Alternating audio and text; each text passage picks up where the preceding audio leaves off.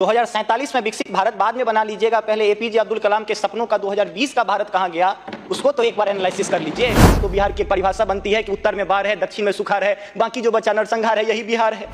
Now for opposition I would request Mister Akshay Kumar Jha to brief in 2 minutes। Thank you speaker ma'am.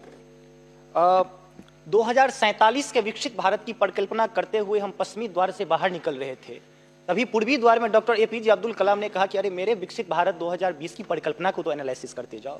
माननीय महोदय, मैं कहना चाहूंगा कि 2047 में विकसित भारत बाद में बना लीजिएगा, पहले एपीजे अब्दुल कलाम के सपनों का 2020 का भारत कहां गया उसको तो एक बार एनालिसिस कर लीजिए। और मैं मानता हूं कि उसके एनालिसिस के पश्चात जो आपके पास जो रिजल्ट आएगा, जो परिणाम आएगा, वो 2047 के विकसित भारत की परिकल्पना को पूर्ण करने में कहीं ना कहीं बेहतर साबित होगा। मैं उस क्षेत्र से आता हूं जो बिहार को 2 भाग में बांटती है, एक नॉर्थ बिहार, एक साउथ बिहार।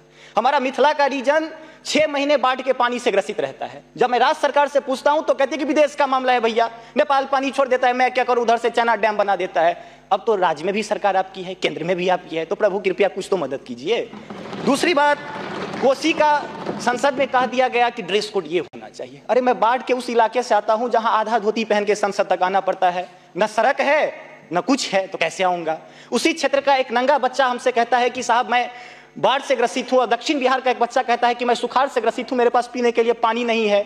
बीच वाला एरिया कहता है मैं नरसंहार से परेशान हूं। तो बिहार की एक परिभाषा बनती है कि उत्तर में बाढ़ है, दक्षिण में सुखाड़ है, बाकी जो बचा नरसंहार है, यही बिहार है। अब मैं कहां जाऊं। तीसरी बात मैं आता हूं कि आपने तो राम जी को अयोध्या में लाकर स्थापित कर दिया, जरा उनके ससुराल मिथिला पर भी ध्यान दीजिए। माँ सीता कब कब अग्नि परीक्षा देगी, उनके पुत्र हम कब कब अग्नि परीक्षा देते रहेंगे, हम पर भी तो थोड़ा ध्यान दीजिए प्रभु।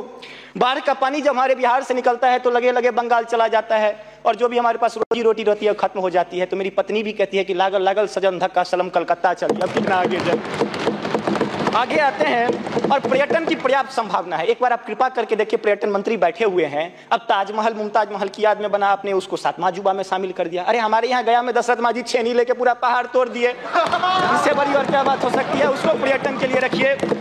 और ये जो भूखमरी, बेरोजगारी और शिक्षित राज्य की जो हम पर वो जो पीठ पर धो रहे हैं, वो हमको इसी तरह की कविता याद दिलाती है कि तू सिंह मारती गैसी, मैं कोने में दुबका बैल प्रिय, मैं पीपल सा सीधा साधा, तुम उस पे लटकी चुड़ैल प्रिय। तो ये अशिक्षा, बेरोजगारी हम पर चुड़ैल की तरह लटकी है। तो there is politics behind every politics. स्नातकोत्तर राजनीति विज्ञान में पढ़ाई होती है, उसको छोड़ के जरा राज्य और केंद्र में अब सामंजस्य स्थापित करके कृपा कीजिएगा प्रभु। बहुत बहुत धन्यवाद।